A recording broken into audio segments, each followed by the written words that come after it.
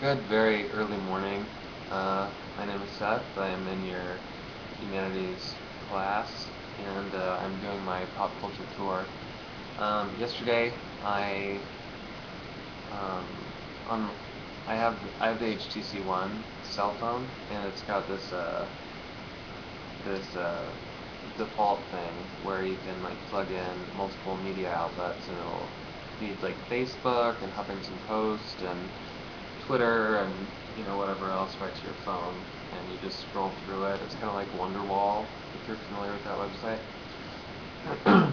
Anyways, today I caught this one article on there. They just had a picture of a hamburger, and the title, it was from Huffington Post.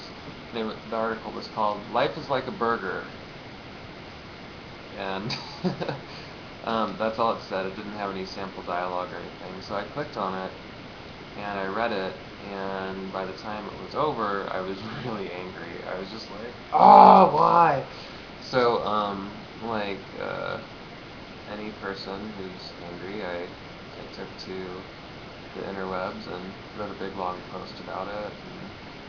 And, then I was just like, later on in the day, I was just like, ugh, I've got to do my, I've got to do my humanities pop culture tour. What am I going to do about it? And I realized that my post, the article I responded to, um, brands that were mentioned in the article, um, just consumer culture and everything about it. I mean, it was all kind of like this. I'm not sure, like, it's like a chicken lays the egg, births the chicken, which lays another egg. I'm not sure what order to put all this in, but I know it interconnects. So I guess I'll just start with the order of discovery. The first thing I'm going to do, and this is all on my blog. I have commercials, and I've got links to the article, and I've got my original post, and anyways, you'll see. So I'm just going to start, and if it's messy or disorganized, I apologize, but I think it'll gel on its own at some point. Okay, I'm going to start. Alright, Huffington Post. Um, this burger is called "Life is Like a Burger!"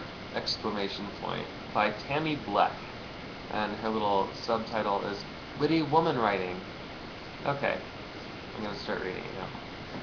I'm definitely a what you see is what you get kind of girl. Pretense is exhausting. I don't appreciate it in advertising, and I sure as hell don't appreciate it in people. A few months ago, I finished reading an awesome book by Stephen King entitled Under the Dome. It was a big read, well over 1,000 pages, and worth every minute I spent with it. So when I heard that a mini-series was coming our way with the telling of this epic story, I was excited. Until I watched the first 2 episodes. That was all it took to realize that the plot, characters, and storyboard were a far cry from what was represented in the book. Bah! Curse you, Stephen King, for selling out and bastardizing your book, said with fist waving in the air. I've come to realize that bastardization isn't just for the movies. A lot of the same happens with the people we meet, do business, and enter into relationships with. Oftentimes what we see is the product presentation of what they want you to buy. My ex-husband was big on presentation. My ex-husband was big on presentation. Real big. His motto was, "It's better to look good than to feel good." He was that guy who would have a chance meeting in an elevator with a celebrity, shoot a picture of them together, and have it framed and placed in his living room, displaying his new best friend. It was important what other people thought about him.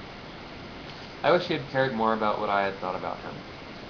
Reason 932 why I love the man I'm blessed to be with is that he is what he presents himself to be. He does what he says he's going to do, and if he says he cares, you can bet your bottom dollar that that sincerity is real. People always say that when they're in a happy relationship, right? Okay. Honesty and integrity in people is less common than it should be. I've had my fill of false advertising, phonies, and liars. Truth is always better, even if it's ugly. I am tired of being sold wrinkle cream by 26-year-olds, mascara by women wearing false eyelashes, diet products by people who have private gyms and personal chefs and trainers.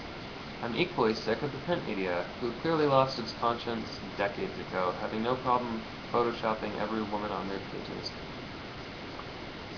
When did reality become so unacceptable that we have to be protected from it? When will advertisers come to realize that the public is neither blind nor stupid? Anyone who has tried online dating knows how easily the truth can be distorted.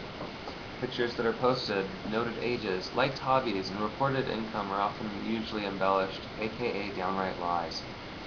One of my favorite product companies is Dove. They actually go out of their way to be real,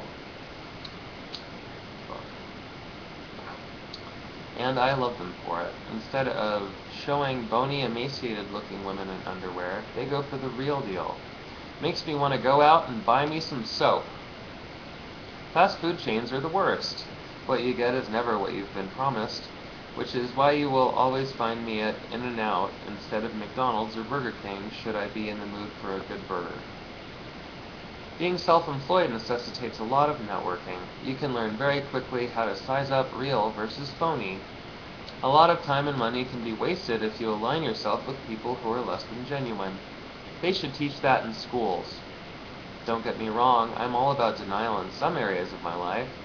I tell myself that if the cookie is broken, it's less calories, that I don't look a day over 50, chocolate is good for my heart, and that there is no age discrimination. These untruths help to make my life a little bit more bearable.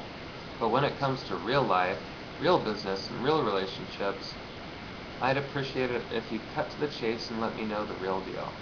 Because life isn't a burger or a Photoshop op. By the way, you won't find any celebrity pictures in my home, although I've done business with quite a few. What you will find are lots of pictures of our travels and friends, real memories, real stuff. You'll also find 2 cats and a sassy dog who help us keep it real every day by reminding us what honesty is all about.